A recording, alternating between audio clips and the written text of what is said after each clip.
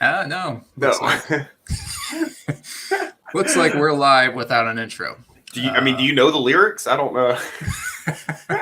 Something about a rowboat and doing laundry. Yeah, and I could like reenact the woman like banging the pans all around and Just start trashing our houses. This is what happens on wokeness. yeah. So typically we have an intro video, but our fearless leader Justin has gone missing. Yeah. We're not exactly sure where he is. We decided to kind of go with the flow. So as of right now, we don't have our intro video. Oh well. Anybody who stuck around for the 8 minutes to see if we were showing up today, here we are. This is true. So, sorry if you see we're those two people, the two super fans are like, "Where's the show?" Yeah.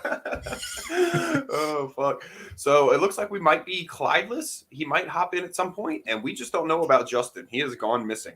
And this isn't just like this isn't just a bit either. We really don't know where Justin is. So we're a little concerned. Yeah, a little bit. So maybe it's just internet issues. We hope he's all right. Otherwise, you've got the B crew today, guys. So thanks for joining us. I guess I am glad that I made it happen. So I hadn't done the other two this week because I've been working and I really got like a bunch of chickens to process and I really wasn't on my game. And I was like, oh, I should just handle my farm shit. But I was like, no, you know what? It's going to be cold today. It's going to be cold all weekend. So like that gives me like one of the reasons I have to do like my chicken butchering in the morning is because, it's cool. And by the time it gets to be like noon or early afternoon, it starts to get hot and the flies come out. And it's just like, it's not like my favorite like sanitary condition. But we actually got a cold weekend. So it's like working in a meat locker. It's kind of nice. Nice. Yeah, what you said it was like 20 degrees down there? Yeah, I got to be like 25 last week. And then I think tomorrow night, the weather says it's supposed to get to 29 and it usually gets about 10 degrees colder. Whoa! There he is. Oh, working. We thought, anyways. Oh, no. So, anyhow. He jumped in and saw Justin wasn't here and was like, never mind. I might be getting down to close to your temperature. Yeah. Like 19 degrees. Yeah. So we'll see. Yeah, it's like single digits right now, but your 20 is probably like our 5. Yeah. Yeah, definitely. My old lady's up in Milwaukee right now. Unfortunately, she had a funeral to go to. So she's up there near you, I guess. So yeah, she's in like, 4-degree weather. Yeah. She's not enjoying it. When you're not used to it, it's kind of a culture shock. Yeah. I had my car breakdown a couple days ago, and of course it decided to happen when it was like 15 degrees outside. I guess it didn't really break down. It was just I need to fix the brake lines, but if you're stranded though, dude, it's like a whole like different ordeal. Like I need to make sure I have water in my car to drink if I like break down, like here, and that's like it. But it's like you need like blankets and like pocket heaters and like flare guns and kitty litter and like all sorts of bullshit. You know, like it's a whole different survival situation up there, man. Like I consider myself like I could survive. You drop me in the woods with a knife, I could survive. But the big caveat to that is if we're south of like Mississippi. That's and only in certain months because I do not know how to live in the snow. I do not know how to deal with that whole thing. Yeah, it's an interesting life up this way, but I find your life down there interesting too. So. Yeah. You definitely have the ability to be lazier down here. I find that you can be like dumb and lazy and survive. Up there, you get snowed in your house for months at a time. Worst case with us, we got like a hurricane and you're out of power for a couple weeks, but yeah, you can manage. Well, sometimes we people up here like to use the snow as an excuse to be lazy too. Is like, well, I've done this too before, where like, and it's been legitimate, like where we have a huge snowstorm, and my apartment complex hasn't snowed out there, hasn't plowed the parking lot yet. Mm-hmm. So I've been like, well, I'm going to be 2 hours late to work this morning because I can't get out of my parking spot. I could go out there with a shovel, but why would I if I have an apartment complex? Yeah, it's just something you gotta deal with, man, or you gotta be willing to, hey man, the roads are snowed in, what the fuck are you gonna do? Yeah. So and I know there's a lot of industries that like basically shut down over the winter too, like a lot of construction just doesn't happen, so it's kind of like reverse being a teacher. But we've got our winter in the summer. That's when we hibernate. It's just too hot. We I don't know if this is just like a Michigan thing or if this is true of other states as well, but like we have the joke up here in Michigan that we have 2 seasons, which are winter and construction season. That's it. Yeah. Oh yeah, because then the roads are functioning and it's just nothing but road construction, huh? Yeah, that makes sense. So either way, we're late for work all the time. It was weird just being. I lived in Wisconsin for like 3 months over the summer, and just little things like the roads were all disgustingly cracked up from I guess the freezes and everything. But on the plus side too. Is exactly. Things like rust like on cars wasn't even our whole thing down here is you just don't buy a car that came from up north. But up there, people are talking about used cars. Oh, only had a little bit of rust and this and that. I don't know. Different world, man. Different world for sure. For sure. So we got Carlos in the chat. Okay. Give a little plug because Justin and I actually went on his show, Los Libertinos, last night, which I believe he said that episode comes out on the 9th. Oh, nice. So we got to promote our show a bit. I think I added that one to my podcast addict. Let me double check. Los Libertinos. He's a good guy. Okay, cool. He challenged Justin and I a little bit. It was fun. What with like intellectual smartness or? Yeah. In my writing, I've talked about like the whole Hoppa's like community concept and have actually like quoted him on like physical removal stuff. So I'm like a little more closed bordery type or kind of a I talk about culture a lot, and so he was just kind of delving into what I meant by that and kind of challenging my position on that and giving his own thoughts and stuff, and was asking Justin similar things. So it was cool. It was a good chat. Oh yeah, y'all are like semi border terrier or something. Well, and okay, so we don't got to get too much into this. But like, I just have to say that it's one of those discussions that's frustrating because it's like we're talking about like either the world we live in now versus like the world we're trying to create, right? And I think the bottom line is that most all of us, I don't want to be putting words in your mouth, but is like we believe in private property rights. You know what I mean? Ultimately, and so when the existence of quote unquote public property and public policy and stuff exists, that just fucks up everything and it makes it's messy, that's for sure. Yeah, exactly. So it's that just makes the whole thing where that's one of the big like I don't know, I feel one of like the wedges I guess in like the liberty movement, and it's frustrating because like I'm as you could probably guess probably more of like an open borders kind of person, but I hate that term because I'm not I just don't give a fuck. Like I just don't think government should fuck people. At any rate, I don't believe in the welfare state either. But anyhow, I digress. But I totally understand like the viewpoint of the people who do believe in some sort of border thing or what have you, who are still libertarian. Until we get to that point. And some of the Hoppe stuff. But I really haven't read any Hoppe, so I probably should. And that's just one of the reasons I just stay out of the debate altogether. You know what I mean? I'm more than happy to say that's how I feel about it, but I don't. I don't want to. I totally understand the argument on the other side as well. So, yeah, for sure. Yeah, I mean, I was kind of on that side at one point, sort of on a different side now. Like, I'm not, I'm not so like stuck in my political quote unquote purity that I'm not like ever going to change my mind. Like I listen to people, I read things, I look at the data, all of this stuff. Like I view the world as it's currently constructed and how I want it to be, and kind of formulate my own opinions on that. But yeah, I mean, there's obviously a ton of benefit that comes from just understanding other people's viewpoints, even if you don't have to agree with them. But at least if you understand them, you can be like, oh, they're not evil, for thinking this. They have very realistic concerns. So, I feel that for sure. So I do wonder what happened to Clyde, but we do have an update from. We've done weather and far too libertarian political talk compared to what we usually do. So what? we have an update from the whole Neil Young controversy. We talked about this Monday or Wednesday, and that was still when he had the ultimatum. I was absent those days, so I don't know what the discussion was. So I hate to repeat things. Oh, but, I thought you were there for some reason. So. Neil Young went after Spotify saying that they should take off like Joe Rogan's shows. Yeah, gave him an ultimatum, misinformation. Yeah, or else he was going to take his music off, and it turned out that he actually didn't own the rights to his music, so he wouldn't have been able to take his music off anyways. And then the latest development is Spotify is like, screw you, Young. We're taking your music off for you, and we're keeping Rogan.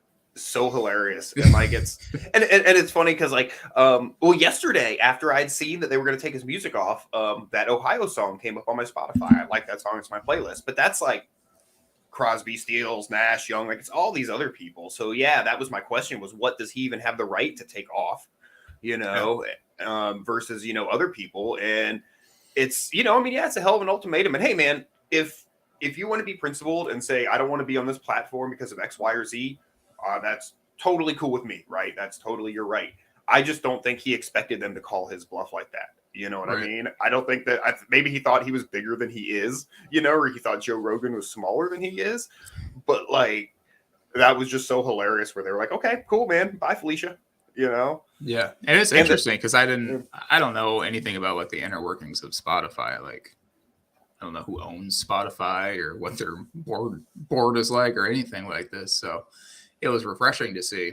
But this is probably mostly an issue with me or people who like think like me, but I'm like, all right, so what's the catch here? I'm always like looking for a catch when something like this happens, because it's something good in my eyes. And I was like, well, these tech people are always out doing the wrong things, but I applaud Spotify for what they did. And right. I hear you. It's like, for what we know about, I totally applaud them. It's like, it's interesting. Do you think, okay, is this just like a monetary decision, right? Yeah, which would make sense. Yeah, because obviously Joe Rogan, they paid him a shit ton of money, so they have a big investment in him. And then if he's, isn't this something like 7 million downloads an episode or something insane like that? That's a lot. That's really crazy. And then who knows how much Neil Young's getting listened to? Maybe they just don't care. I'm just glad I still get to listen to that Ohio song. That's about all I care about. Yeah, my hope is that they continue with this. And so NPR also went after Joe Rogan for his misinformation as well, which of course they did. But there's no misinformation though, right? Like that's what gets me about this. Is like he's not an anti-vaxxer, as far as I know. He hasn't taken any stances. He's just had some people on, including CNN's fucking doctor, and just asked them questions. Like I just don't know what the misinformation that he took ivermectin and got over COVID in a day. If that happened, then I don't know what the beef is. So I think that's and that's what the frustrating thing when I see people bitching about it is I just want to be like, what misinformation? Really, seriously. They always have to add on the qualifier, vaccines are safe and effective, which is probably more misinformation than Rogan bringing on Malone or McCullough to talk about their sort of their treatments or the vaccines themselves, right? Yeah. But I guess NPR, I can't stay. I hate to admit it. I listened to a segment just to hear what they had to say. And this was the qualifier like every 5 minutes. Vaccines are safe and effective, blah, blah, blah. Vaccines are safe and effective. But then they were talking about, they brought up the whole Neil Young Rogan conversation. And they just repeated, or they obviously took like Neil Young's side. But wouldn't it be amazing if Spotify was like, we'll take off all your stuff, NPR. And NPR was talking about how podcasts in general are so dangerous as well. And I was like, well, I feel like most people listen to NPR through podcasts now. Like I know that there's still broadcasts on the radio, but I'm pretty sure most of their listens are podcasts as well, which was funny in itself. Yeah, but they're qualified though because they're NPR. So this is Newspeak, right? I used to listen to a lot of NPR, man. Like, and not necessarily just like the news stuff. Because back before I was, libertarian, I was definitely more like, lefty, sort of semi-democratish, but like, but they had a lot of, good, just stories otherwise that weren't news. So I listen to a lot of NPR, in general. But yeah, now anytime, like I still had a few shows that like I listened to, like a nutrition show I like, but I just had to stop because everything just kept getting like, it just ends up being political, or you just end up seeing, they end up going into, my nutrition lady starts talking about economics. And I'm like, no, shut up. Like, please stick to the stuff that I can listen to. But yeah, man, it's every now and then, like I'll tune into a segment just to see what they're talking about. And it's pretty rough. We also have a local like public radio station here that plays a lot of NPR news, but they have their own like guys. And yeah, some of them are just insufferably awful. My wife will like call in and like tell them they're wrong and stuff. Nice. I'm glad you got the stomach for it because I can't do it. Here on this Joe Rogan thing, there's this thing I shared in the chat. I don't know how to make stuff pop up or if it matters, but it was an Occupy Democrats post on Facebook, which Occupy Democrats, and we talk about them on here. I just think they're just fucking hilarious, and I feel like they're a troll page that got that people just don't realize is a troll page. But at any rate, it was talking about Neil Young, and they're like, Spotify siding with Joe Rogan over Neil Young is got to be history's biggest L. And I was like, I don't know, like it's hard. Like there's so many of history's bigger L's that it's hard to pick one out of out of it. I mean, there was that Polish submarine with the screen door. That was pretty bad. I don't know. If we assume the 9/11 thing was true, that was a huge intelligence blunder. Yeah, that they allowed that to happen. Yeah. I don't know. They put that at the list. I mean, from Occupy Democrats, there was the whole Trump presidency. You'd think they'd have anything out of that to pick out of it, if not Trump's presidency itself. That could be considered history's greatest L. But the Rogan one's up there, though. It's definitely top 5. I mean, it's pretty bad. I mean, we're all going to die. Yeah, I'm confused by Occupy Democrats. Like, I've wondered this as well. Like, are they trolling? Are they semi-trolling, but also semi-serious? Like, I see people who I know are like super lefties, like sharing it non-ironically. They're like, yeah, this is it. And I see other people sharing it as if it is trolling, which is maybe genius on their part. Like, this is like, I can't gather like what they are. They also shared that story about the guy not getting a heart transplant because he was unvaccinated. Were they trying to say it's a good thing? So yeah, he was refused treatment for a heart transplant because he wasn't vaccinated. And Occupy Democrats like shared the story, and then their whole caption to the thing was, "This is good. This guy is not like choosing to get the shot for the betterment of society." Blah blah blah. All those tropes. And like, I couldn't tell if it was serious or not. I've had some people tell me that like, yeah, they're being dead serious, which I wouldn't be surprised at this point. But considering the background of Occupy Democrats, like, I just don't know with these guys. I really hope it's like an epic troll page. I really do. Yeah. It's like I mean, I've had like some of my more like conservative family members share Pebble on B as if they're serious. Yeah. Which this is what I did a couple weeks ago, sharing a story on the show, thinking, I'm serious, but I mean, that was pretty good. But yeah, I mean, so that's the genius of Pebble on B, is because they eventually turn out to be right or almost right much of the time. So yeah, that's true. And we were talking about NPR. One interesting thing that NPR does, they used to be really good at this. I think they're getting worse, especially since the pandemic started.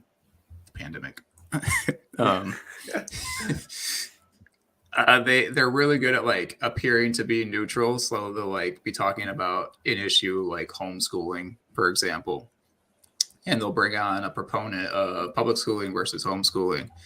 And what they do is super subtle. Is they'll have like the public school proponent like be this really well-spoken person who has all of the facts and the details and all of this, and then like their homeschool proponent person will be like the worst person you want to be up there like promoting homeschool.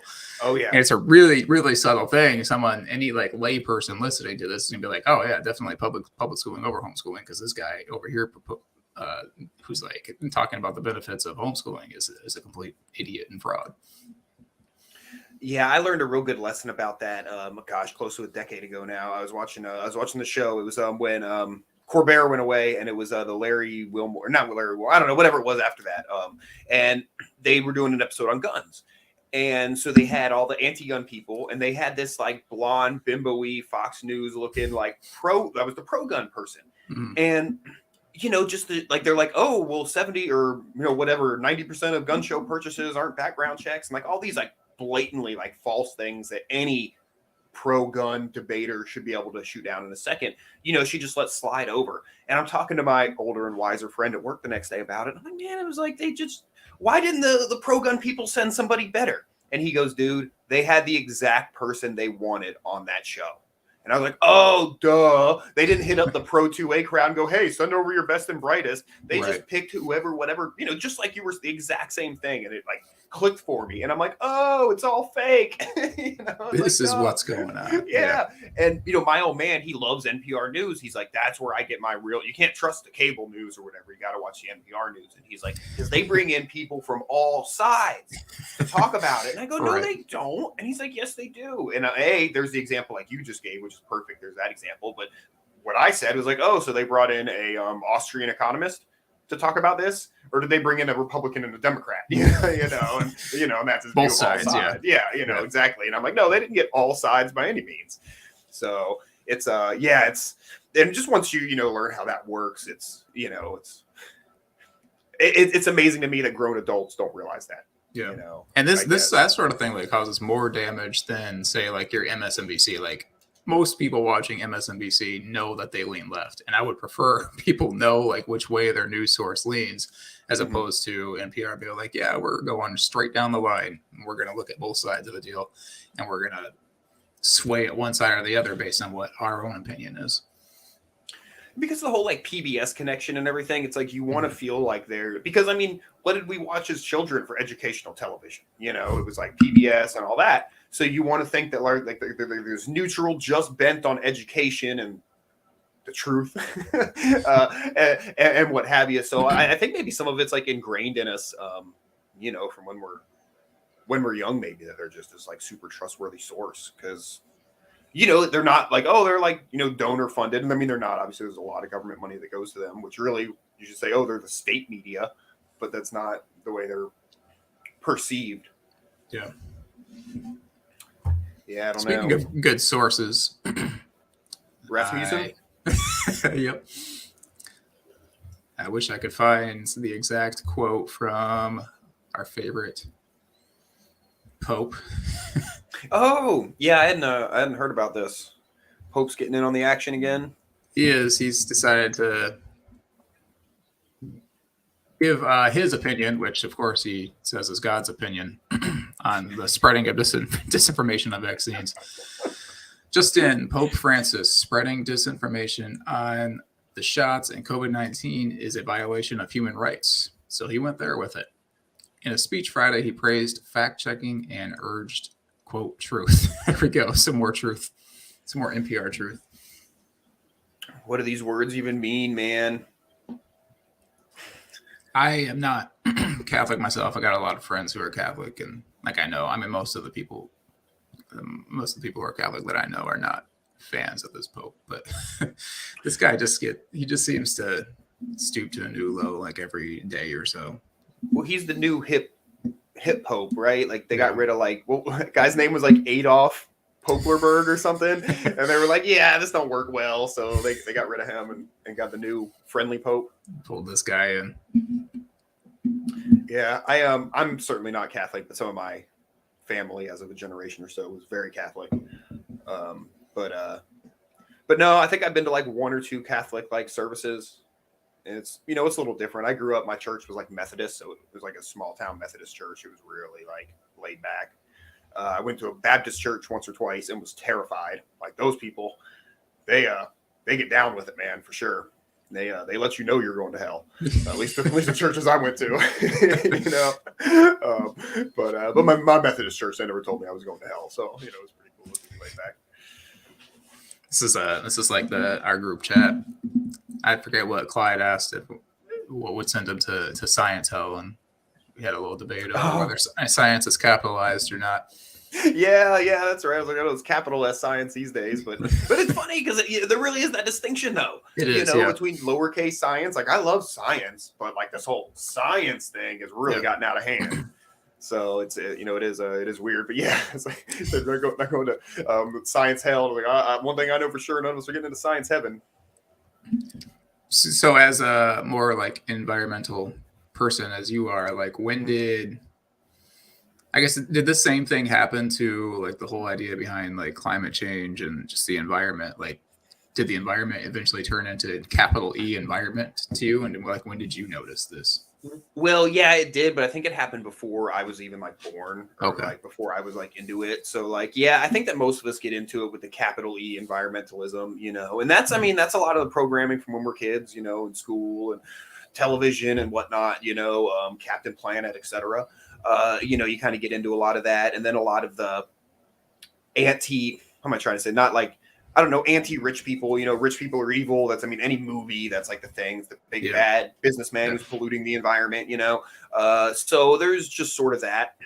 A lot of it really came to me where I really started to realize it was really when I started farming and learning about that, like in a more like professional manner. And you really learn how much government regulations are anti true environmentalism. I started reading a lot of stuff like free market environmentalism and economic, you know, environmental economics and stuff like that. There's some really good books out there. And you just, yeah, I mean, you start to learn that, you know, private solutions are typically better. You start to learn that, you know, maybe there is a lot of political nonsense behind the whole climate change thing. One of my big things is when you learn that like pasture raised agriculture actually sequesters carbon into the ground and is like one of the best things you can do for the planet. Mm-hmm. And then you look at how pro-environmentalist groups are like, meat's bad. And it's like, no. Meat's not bad. Like, now, don't get me wrong, like concentrated animal feeding operations, CAFOs, those are bad. Mm-hmm. You know, just the whole, I mean, the way that we grow fields of corn just for that, it's this whole big cronyist subsidy circle. Like, I mean, it's politics, it's government. That's why we eat that way. It's not that it's the best way to eat. It's because of government and shit. So anyhow, you start to learn that, and it really starts to make sense then. And then you realize that you could be actually an environmentalist and not anti-capitalist, for however we define capitalism. Mm-hmm. I know how we define capitalism. So you could be not anti-capitalist and actually very pro-capitalist. Really, one of the things I'd recommend people read would be anything by Joel Salatin. If you're not familiar with him. I've heard that name. Yeah, he's a farmer. And some of his books are like instructional farming, but he's got several books that are like philosophy or like how we eat, blah, blah, blah. One of the books you've probably seen floating around like pictures of on the internet is Everything I Want to Do Is Illegal. And that one is just fucking excellent. He goes through all these examples of, you know, ways that government has come in his personal experience and fucked with him and made his good, delicious, safe, healthy farming, like, you know, they try to make it illegal. And furthermore, how just like the I don't know, sorry, I lost it there for a second. Oh yeah, okay, I got it. So he was back around when they were starting the whole like certified organic, like OMRI, like certified the legit organic thing, and like they invited him to come in and be like on the board, and he like walked out of like the first meeting because it was just immediately what he suspected it was going to be. It wasn't, hey, how can we actually do this organic thing? It's like, hey, how can we, you know, how can we make it where big business can do this organic thing, basically? And that's what the organic label has become so diluted, you know, where you can do all sorts of shit that people wouldn't consider organic and still get this organic label. And then for me to call my stuff organic, what it takes is $10,000 a year of certifications, you know? Oh, wow. So it's just a big like hoax, you know? And anyhow, he realized that very early on, back in the 80s or 90s or whenever they were setting that shit up. And he talks about it in his books. But so it's been corrupted for a long time. And it's frustrating on two sides because we have, especially a lot of us, you know, libertarians and ANCAPs, we get so on the other side of things where we're like, no, burning fossil fuels is good, you know? And it's like, there's some truth to that. We had to do that to get to better technology. You know, like, yeah, it's increased the quality of life. It's lowered mortality. You know, there's all these great things that have come from it.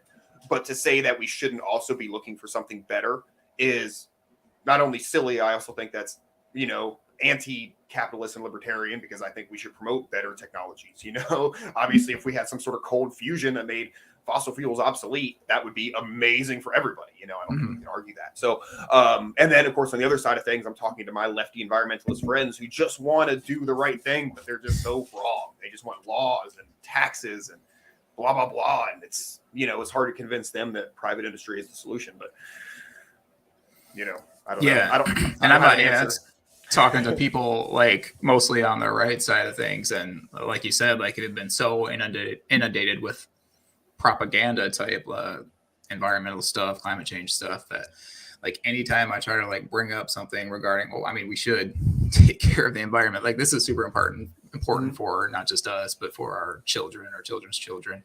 And it's just, I mean, even if like you come from a religious side of the view, like, I mean, I got a lot of Christian friends, Christian family.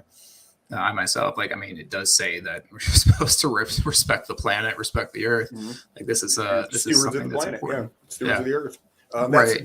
Joel talks about that. He's very, I mean, he's 7-day young earth creationist kind of religious. Yeah. And cool. He's like, yeah, that's our job, you know, is to take care of the planet, you know? So yeah, I'll have to check that out. Have you heard of Wendell Berry? I think he kind of, yeah, he does a lot of poems, I think. I don't know if he does. I think most of his writing is like shopping list. Okay. Yeah, I haven't.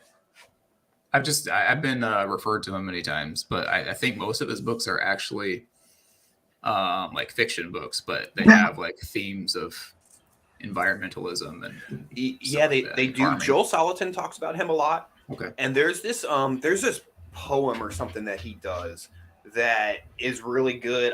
This video I watched where they like killed and processed this pig. They were like, oh, we always do a shot of whiskey and recite this poem before we process animals, you know. And it's about like I don't know, I'm not gonna attempt it, but it's about a pig and killing a pig. So, but yeah, he does. I don't know. Is this really about butchering animals? Well, sort of. Are you familiar with Wendell whiskey Berry? shots and butchering pigs? Yeah. He might be the guy to ask. I'm only slightly familiar with him. Have you ever read his stuff? I read it back like, good Lord, almost 2 decades ago. Oh, okay. Is he? Where is he from? No, that's Bill McKibben. He's in Kentucky, isn't he, Barry? Yeah, that might be. Or somewhere around there. Somewhere around there. How's it going, Clyde? I'm well. Save this podcast. Yeah. This is more of an interview, like a conversation show this morning than a news one, but it's been good so far. I think it works. You know what else do you do with 2 people? It's true. Well, I think of a few things, but well, it's hard being remote, you know. I don't know. Yeah, what about Wendell Berry? We were just talking about like environmental writers. Environmental writers, or say that again. Sorry, I'm searching for. Wait, so just talking about environmental writers? Yeah, right. Basically. Good deal. So I've always had that, like, you guys familiar with Rick Bass? No, I'm not. He's out in Montana. And I remember reading some of his stuff back in, I don't know, college or whatever. And one of his things was like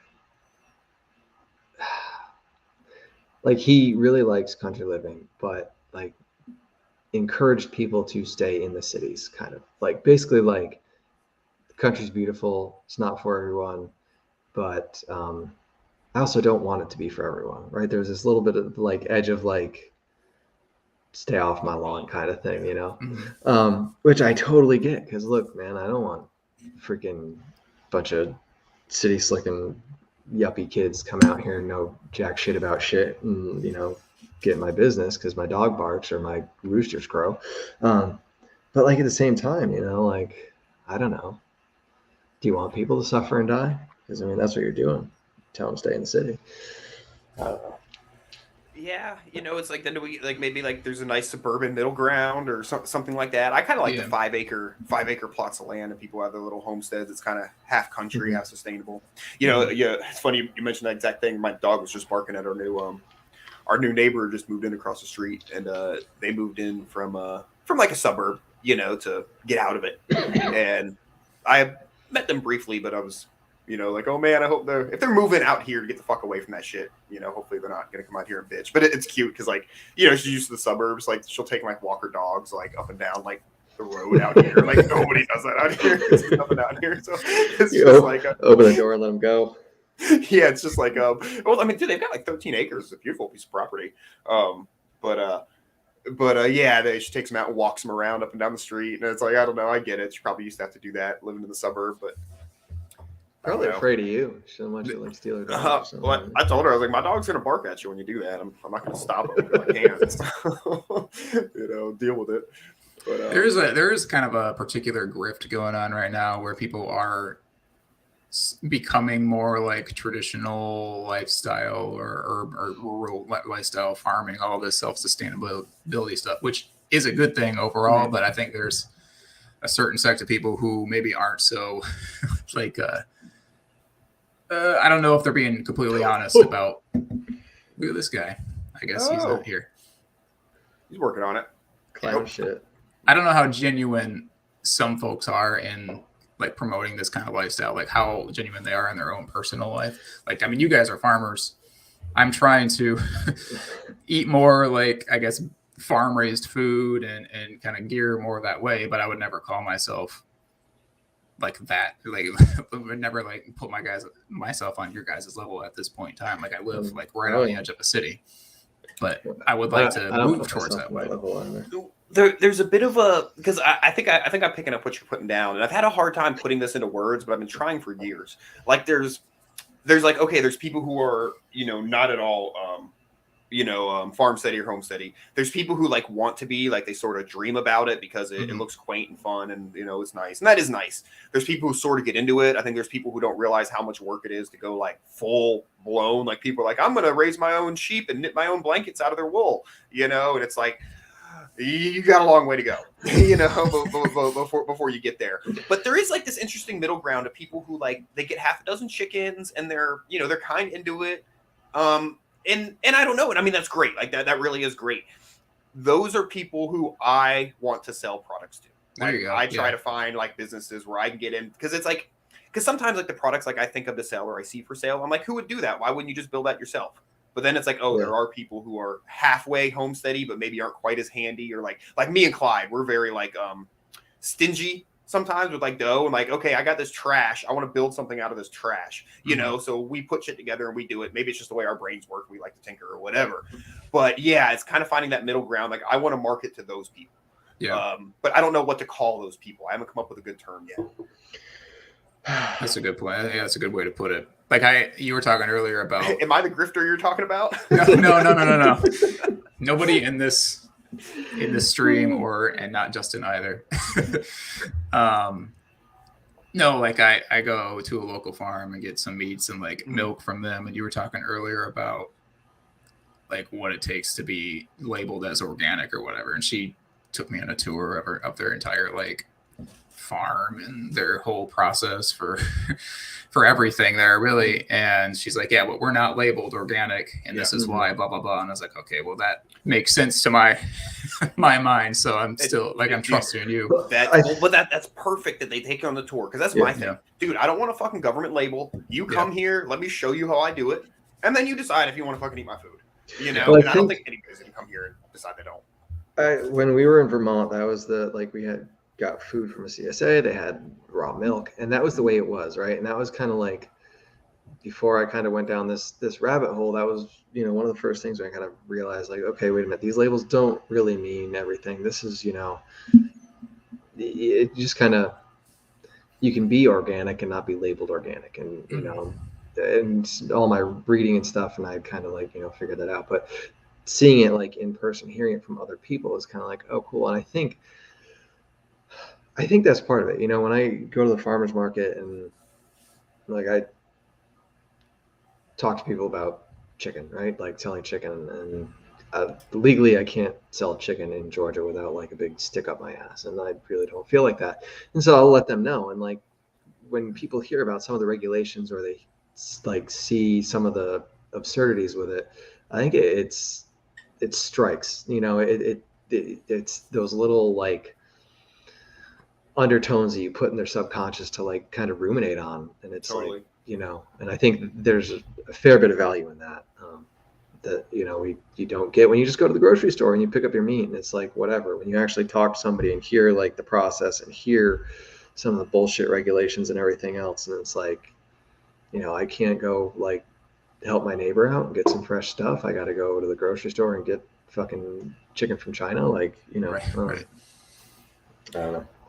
Yeah, I use that as an opportunity, and it's probably my best opportunity in real life to plant seeds for people. Like when I'm at the farmer's market and I get to talk to just regular Joes about this stuff. And I go, like I get worked up and I go, and I'll go in there just like so like amazed at how ridiculous the laws are, how hard it is to get food. When I tell them that I'm supposed to have a $10,000 setup to sell them one egg, is insane, and it just gives me a chance to get in there and talk about CAFOs and all that. But I feel like that is where I get to do my best good with like hopefully spreading some sort of liberty, is getting to talk, because man, like we were talking before you jumped on, Clyde, about like how I got to this point realizing environmentalism is like nonsense, or certain sects of it, and capital E environmentalism. But yeah, man, it's learning how fucked up the food system is. Is really one of the biggest ones that people just don't realize. Yeah, it is. I think that's one of the ones that kind of, I don't know how I got here. I mean, I do know how I got here, but it's like little things that just kind of fell off the wagon altogether. But I think food is a big one, and it always was. And I remember as a kid, like I don't know, it must have been like 8 or 9. We grew a bunch of gourds, like Halloween type gourds, and for a couple of years, we could sell them at like the local Price Chopper, the local grocery store. We'd come in with our big old baskets, and I think they were just doing us a favor because we're kids, but they could get them from us, and we make like a nickel a thing or a quart, and then we went back one year, and like they couldn't do it. They like, we can't buy these from you because you don't have XYZ and blah blah blah. It's like, as a kid, and it's something that's not edible. You don't eat them. They're ornamental. There's like nothing there. It was just one of those things, like, okay. I think it's always kind of stuck with me, like that remembering, like it's not food. It's nothing. It's something you're gonna put on your shelf, and you can't, like, because it's produce. Like, get out of here, I don't know. It's always been there. Well, how do so I got like a farmer's market is set up like every Saturday and Sunday 2 blocks away from me. Like, do you guys like contribute to those things? Like, how do those work? Like, do you have to set up your own table, or do you have to get permission? They all work a little differently, probably, but yeah, typically each farm would have like a booth that they'd rent or a space they rent, and do that. Some of the state farmers markets are a little different. It's more like a bulk and like pallet and auction type of scenario. But like at ours, for the one I go to, it costs me $10 a week. Set up a booth. The guy doesn't give a shit what you sell, how you do it. He's super cool. That's why I do that market. There's other ones where you need a whole bureaucratic butt plug of like insurance documents and all sorts of stuff before they'll let you set up. It just really varies. Okay, so I would like if I went to one, like I'd want to look for one where it's like it came from this farm that's like 4 miles from here or whatever, and because some of the people that actually work the farm are there. Yeah, they could just be buying produce at one of those bulk state farmers markets I was telling you about. So like the produce stand on the side of the road, they're just buying the produce from one of those and going and selling it. They're not growing that shit typically. Yeah, gotcha. Yeah, we have a guy like that at our market, and it's like I don't know, April, May, and he's got butter beans. I'm like, where'd you get them from? And he goes down to Florida and he buys them all down in Florida, and then like brings it back up here, and he's got like, and everyone's like, oh, fresh food. I'm like, okay, like I get it, but like, it's not, you didn't grow it, like, Or he goes to the pork place and he gets like, I don't know what they come in, but a whole shit ton of pork skins, fries them up and brings them down. I'm like, okay, at least you're doing something with those a little bit. What's up, Dustin? Well, I'm terribly sorry that I'm, Did you set your alarm for 9 o'clock again? We're terribly sorry that this has turned into a farming podcast. You're absent, so.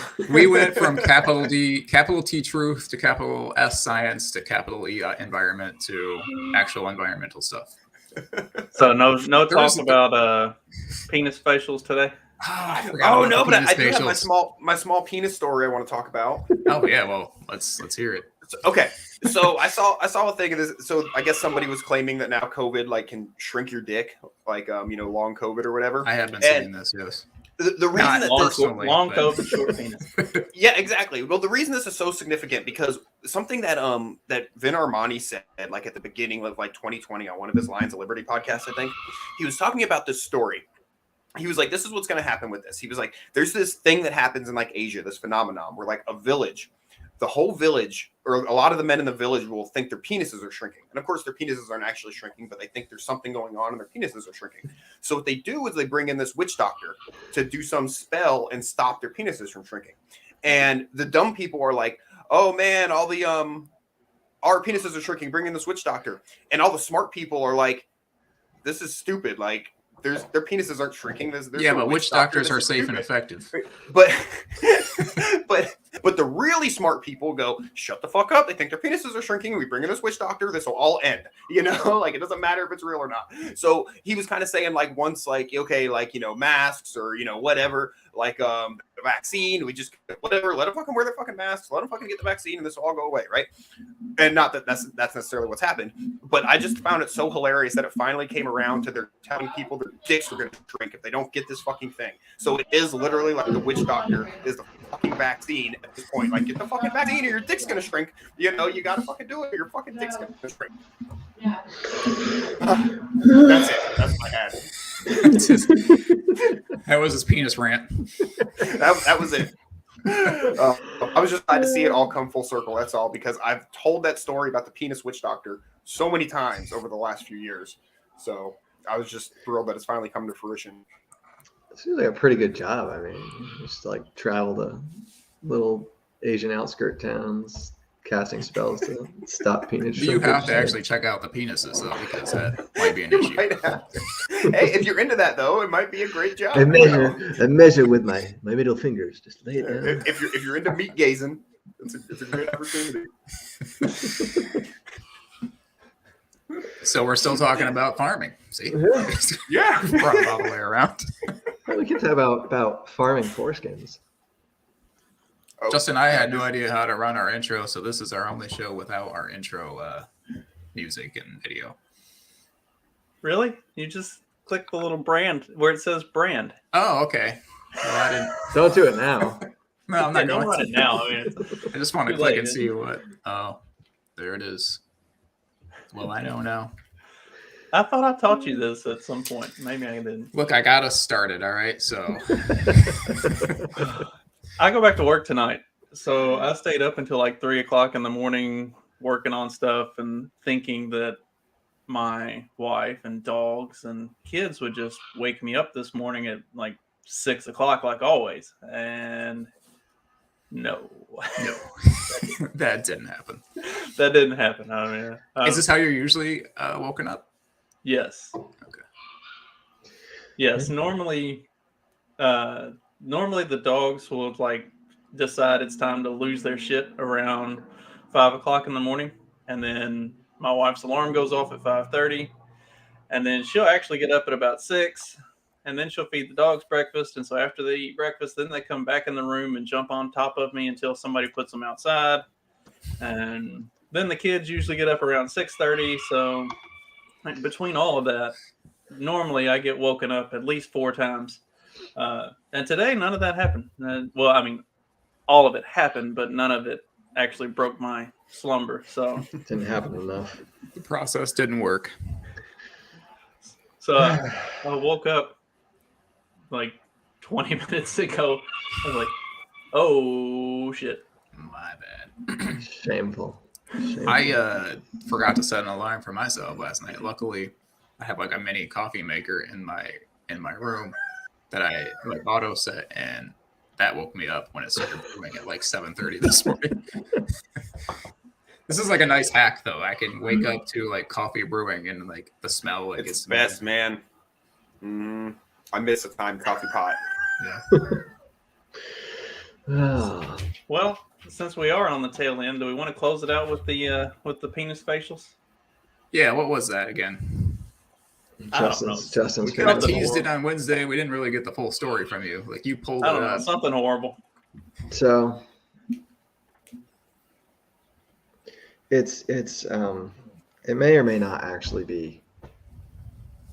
Well, I've read Safe and effective. confounding elements.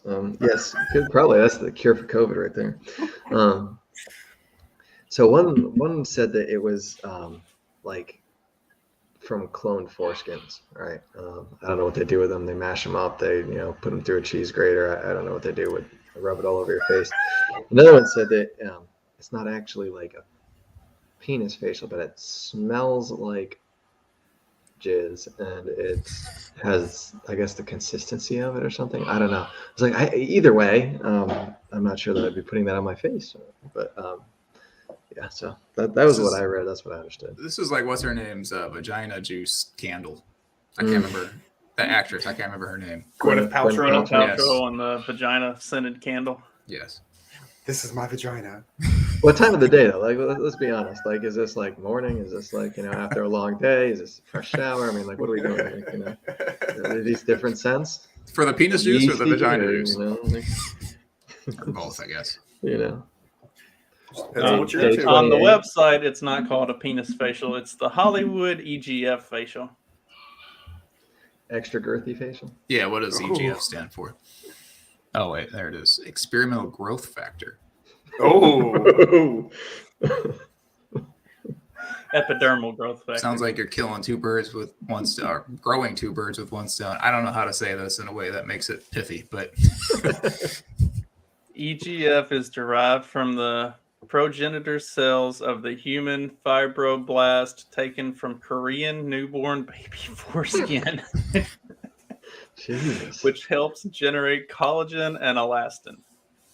I think this is our buddy Kim Jong-un just trying to feed his country, and he's like, "Oh, maybe these Americans like to buy stuff from us over here." So I didn't realize circumcision caught on in Asia. You just fry those up. Like wildfire, yeah.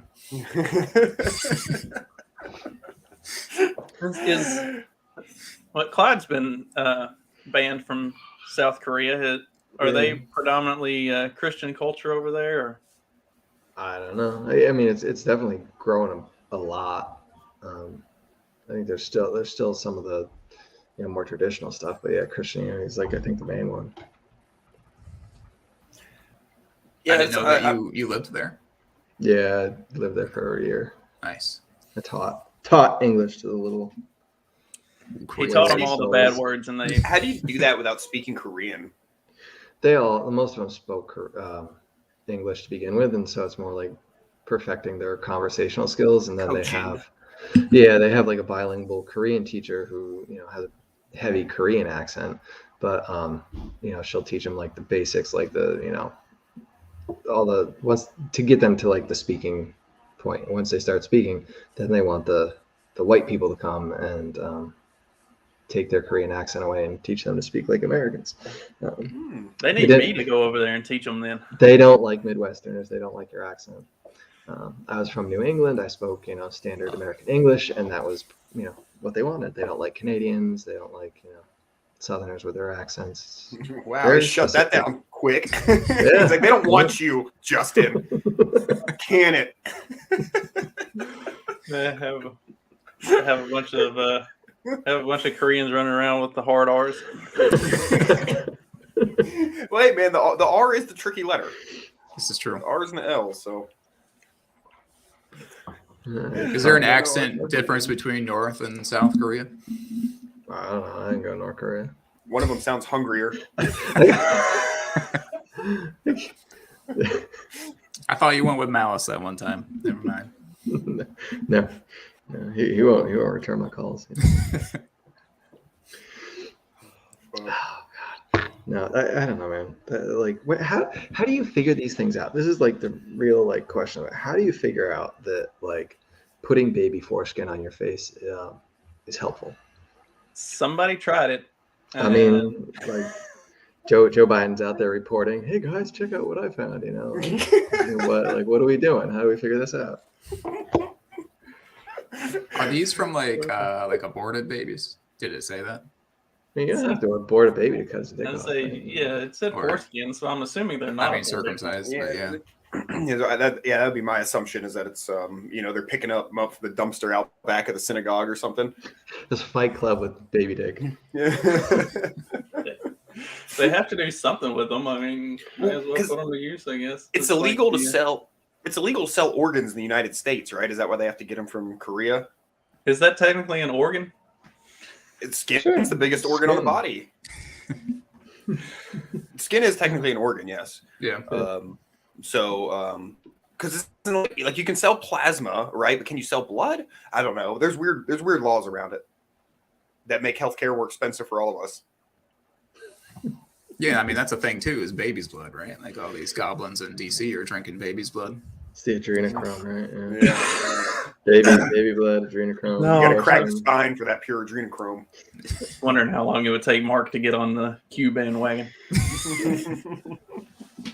Yeah, it's like the scene from Macbeth happening in DC every night. Yeah, I got this witch's delta full of babies and baby penis. Mm-hmm. It's a Say, thing. I thought they were getting a different kind of penis facial. Well, they probably are, just not videos. This is much more boring than I thought it was going to be. Yeah, when pureed foreskins is more boring than what you were expecting the story to be. You know, we've really dove off into something horrible. Well, you were hoping there was a job opportunity. I know. I've been not circum. Well, I mean, I have been circumcised. I've had a vasectomy, so mine probably doesn't work. Who's this is the sperm?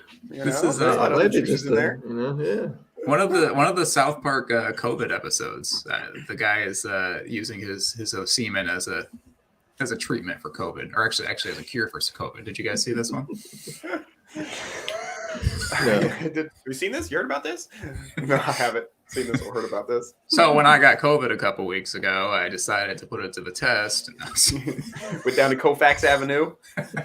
Dude, wasn't there? That's always a scheme, man. Wasn't there like that pastor or something who was like saying, "Oh, you need to like drink like my like penis milk. It was like holy penis milk or something to get into heaven or something." It's always where the cults end up. It always ends up. That's the thing, is they always end up at some sort of like, "Hey, I'm gonna have sex with you and all your wives and all your daughters." You know, it's always got to go there. But every cult eventually devolves into being a sex cult. This is true. How many steps do they take to get there? So what is a COVID cult? Like, what are they gonna do that's sexual in nature? We've already got small penis COVID. So. That's true, but I feel like it's gonna be more extreme than this. They're getting there. I don't know where they're going with it, but at any rate, it emasculates the vast majority of the men to bring the women to somebody else. So this is true. Yeah. That's. I mean, I guess we can say it's happening. You know, gonna need that non-boosted sperm. It's gonna be valuable one day. I know. I'm starting to regret my vasectomy. I'm thinking you might have to get it reversed. Yeah, that's what I heard. That's what I'm thinking. I'm like trying to price this out. Do I do it now? Do I wait a little bit? All I'm thinking about is Michael Scott. Snip, snap, snip, snap. You know what kind of toll 3 vasectomies takes? Oh my god! Wait, is Mark the only virulent male here, or the only? This is true. Yep. Virulent is also probably the right word. Yeah, but it's close, but it's not right. Fertile. We'll go with that. He's also like the only single one, man. What are the? Go figure. He's the only one who can do some damage out there, making more gingers.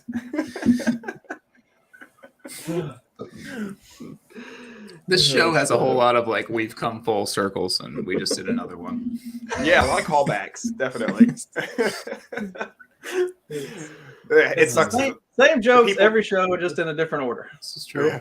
But the people tuning in for the first time are always probably a little confused. Yeah. You got to keep coming back, guys. Then it makes sense. I promise. The story builds on itself. You can't just tune in. What I said to Carlos last night, I was like, people tell you that white people don't have a culture. Just tune into the show. This is white people culture, the morning after show. I feel like we have slightly different cultures, though. Don't bump me in with you guys. Making fun of gingers and white supremacy. That is the typical white. I can't believe he introduced us in his show as Grand Wizard and I can't remember the other one. Right after he said Mark has contributed to the Mises Institute, and I was like, the Mises Institute already has like this trope that they're the white supremacists of the libertarian community, and then he does this. Mises Institute and Mises Caucus are different, though. You sure you don't mean Mises Caucus? I don't think the Mises Institute contributes, do they? No, I actually donate money to the Mises Institute. I've guest authored like 2 articles on Mises.org, and I think that's what he was talking about. But he introduced me as a contributor to Mises.org, and I was like, well, That's not entirely true. Technically I guess it is right. sort of true, but Technically right though. I mean, I guess Lou Rockwell is a little more in like your camp. So, but he's the guy who started the Mises Institute, right? Yeah. He's the Mises Institute guy. Okay. Oh, was that funny? I thought that was the case. Making some of the same maybe argument. in my camp. I don't know what camp that means. I thought he was like semi-borderish, you know. Oh yeah. I love Lou. I love Lou. Lou's great. Yeah, I like Lou as well. I remember finding that out. I was surprised because like, what? Oh no, it's okay. We gotta end this now, Justin.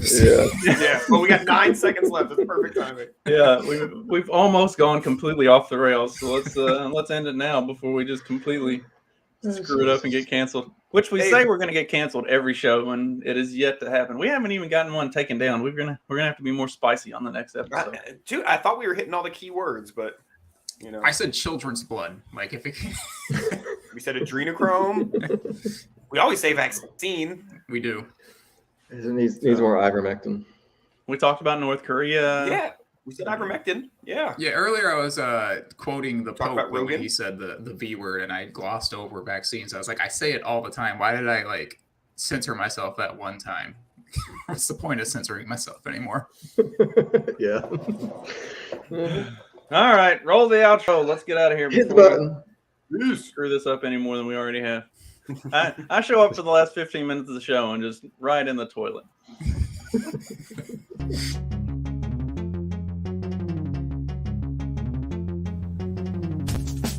Because democracy basically means